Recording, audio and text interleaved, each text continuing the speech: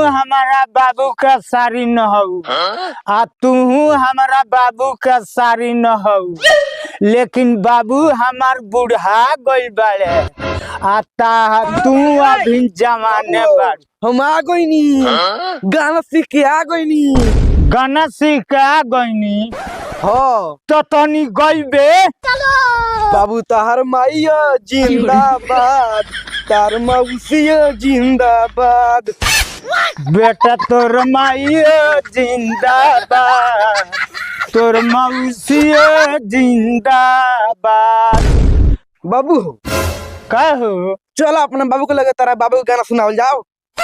ठीक बा चल चलो चल लगिन तोरो लगिन हमारा बाबू के सारिन लगिन। चलो लगिन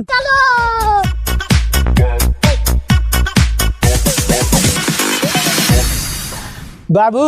कहो बेटा तू ही नु भेल रहा दिल्ली सीखे खातिर, सीख के आइल बा गाना तनी सुनब जे केंगा गावता। का हमार नाती दिल्ली से गाना सीख आइल बा। नाती तनी सुनाओ तो तार गाना सुनी हो। दादा तार मौगियो जिंदाबाद, तार सरिनियो जिंदाबाद।